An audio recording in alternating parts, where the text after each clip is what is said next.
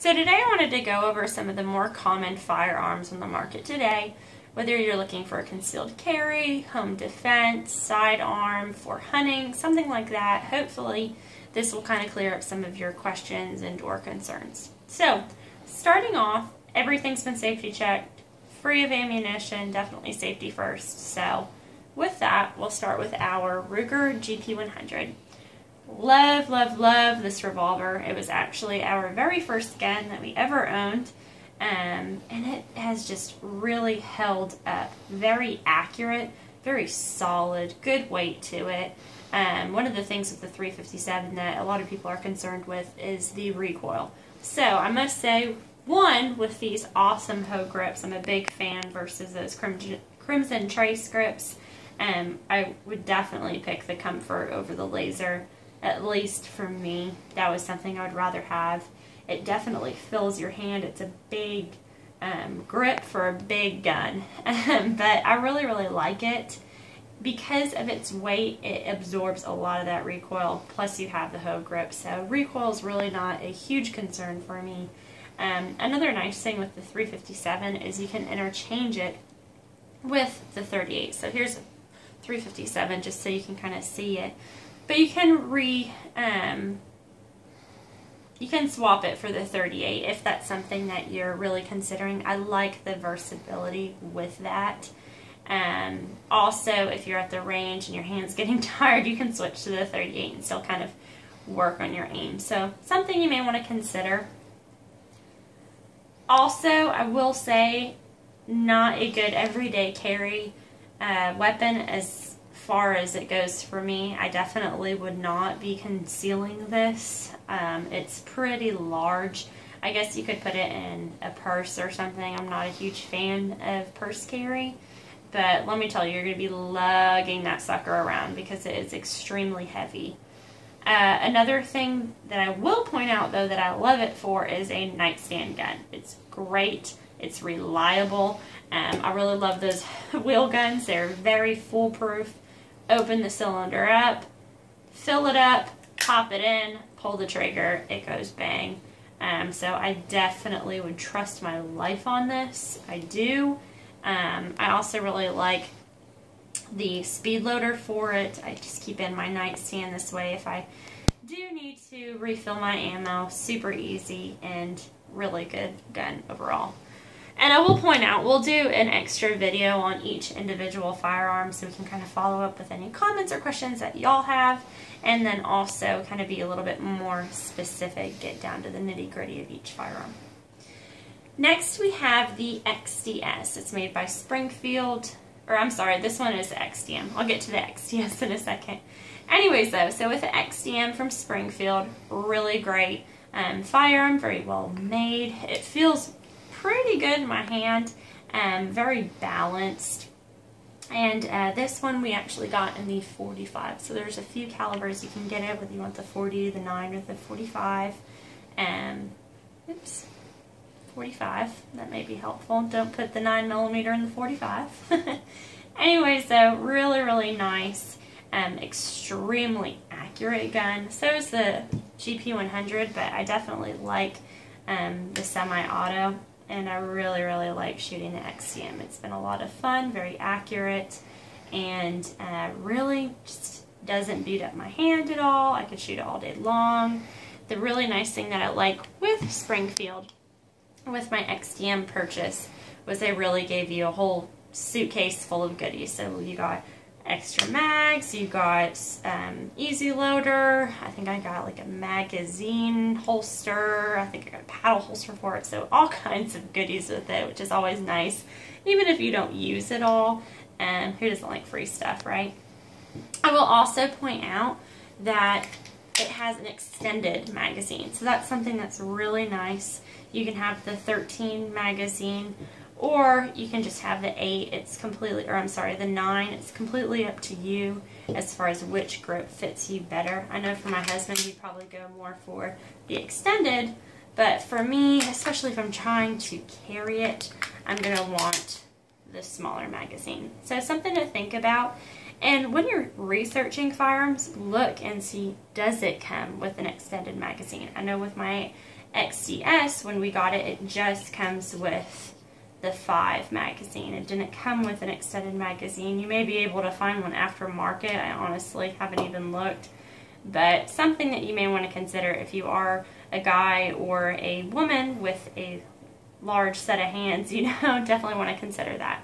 For me though, the smaller magazine, really not a big deal, but I like having the option, especially at the range. Next up is my current everyday carry. I have the 9mm shield. It's in the the M&P collection from Smith & Wesson. So awesome piece of machinery. Feels just exquisite in my hand. I can get a really good grip on it. Extremely fun to shoot. I like that it's a 9mm because it's economical. Not that expensive to go take it to the range all day and shoot. My hand doesn't hurt that much afterwards whatsoever. And it's actually funny because we started off with the 357 and one of our last calibers that we got was a 9mm. So I know a lot of people start off with the 9mm and go up, so I thought that was kind of funny. But anyways, I like the 9mm a whole lot. All of these are accurate, honestly. All of them are great. The XTM and the GP100, just because they're a larger frame firearm, a little bit easier as far as accuracy goes, but the shield is on it. And what I really like are the white dot sights that both the shield has, the XDM has, and then the XCS does have the white dot in the back and then a red fiber optic at the top. So I like that they give you the colored sights instead of the black on black like my LCR originally came with. Going back to the shield though, what's nice about it is it does have the extended magazine, kind of like how we were talking about with the XDM, so you can either get the 7 or the 8. Even though it's just one bullet up, it definitely helps give you more of an overhang. So again, if you have a larger grip, that may be something that you're really looking for. But for me, it's all about concealability when I'm carrying. So I like that smaller size. So something to think about. I carried the XTM for a while, but just because it's getting summertime in Texas, I really wanted something that's a little bit easier. I don't have to throw on an extra tank top or sleeveless vest or something. In Texas, you know, you want a t-shirt and shorts and flip-flops, and that's about it, so you don't die of heat stroke. So I like this shield a lot, and I can definitely just carry it with a t-shirt. So I'm really loving that right now. Next one is the XTS, also made by Springfield Armory, also 45. So again, the 45 and then the 9mm for the shield. I like the XTS okay, not nearly as much as the shield for a few reasons. So the shield feels a lot better in my hand as far as the ergonomics go. It feels better in my hand as far as feeling like it's better quality, it's better made. I feel like the XDS kind of feels a little bit cheap in my hand, especially since I own the XDM too. The XDM is solid. I love the XDM. The XDS feels like it's kind of dweeby little sister. So not too much of a fan of the XDS, not to knock those that love it, because I mean, we bought it, we have it, we shoot it, but I'm kind of getting a little tired of it, especially with the purchase of my new shield. Also, I want to point out that one day we went to the range and I was shooting my XDM and my XCS, and after shooting the XDM a while, I went to go try out the XDS. And obviously, you know, it has a smaller trigger. Both of the XD, XDM, and XDS, all three of them actually have the grip safety and the trigger safety instead of kind of the external safety, which I love. Not a big fan of external safety, not willing to bet my life on if my holster moved it or if I forget to turn it off or what have you. So anyways, the trigger safety basically locked up on me when I went from the XDM to the XDS. Basically, my finger placement was off. I was shooting it like I wanted to be shooting my XDM. But at the end of the day, I want, no matter where on the trigger I'm pulling, I want it to shoot. So that kind of freaked me out a little bit that it locked up like that. So definitely something you may want to consider in purchasing the XDS. Not that it was necessarily a mechanical failure, but I want to be able to go to any of my firearms, pick it up and shoot it no problem without having to worry about, oh, I need to lower my finger by 1 millimeter for it to go off or whatever. So something you guys may want to consider. I also don't like the grip on the XDS. I like it okay on the XDM. It has something similar. But on the XDS, I feel like these grooves are a lot deeper and they don't dig into you or anything. I just think they feel kind of cheap. So very easily customizable. You can definitely swap it out or put a hoe grip or something like that on it. But just buying it, I wouldn't buy it again if I had the option. Lastly, we have our Ruger LCR. It's also a 357 mag, so I love it. Great gun. This was actually my first carry gun. Very easily concealable. It's definitely fun to shoot, but after about 15 minutes, your hand's going to be a little bit sore. So bring those 38s, bring a different caliber to kind of switch out, and I don't see you shooting at this at the range for hours. I definitely think that you're going to be a little fatigued after a while. I will point out as well, and I previously mentioned that this came with black on black sights.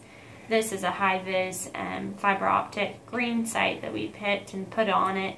I definitely would recommend swapping them out just because the front sight's black, especially when you're trying to aim it and you have a black target or whatever, or even just the black on black sights. It's kind of hard to line it up. Not impossible by any means, but hey, you know, cool gear for your gun makes it that much easier. Why not?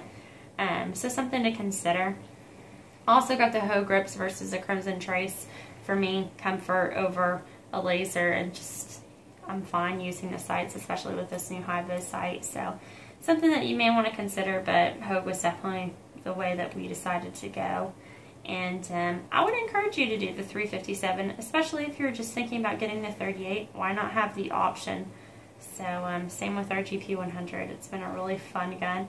And it's kind of funny too, especially with the GP100, if you're shooting that 357 at the range, you'll definitely get some head turns, which is kind of funny to see people's reaction just because it sets off such a loud bang. But really fun. Recoil on this, if you're really afraid of recoil, I would, encourage you to work on that, which I know I had to when I first started shooting.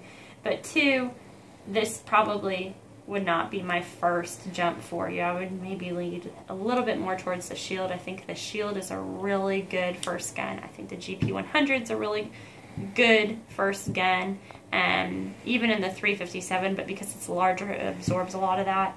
The LCR, I probably wouldn't have gone for my first gun, but it was my first carry. Very easily concealable, very lightweight, so something to consider. Leave your comments if you have any or questions, any follow-ups. Definitely leave me a note below. I'll be sure to comment back. And again, we'll be going over each firearm individually and kind of get down on the nitty-gritty. So hope this helped. Have a good night.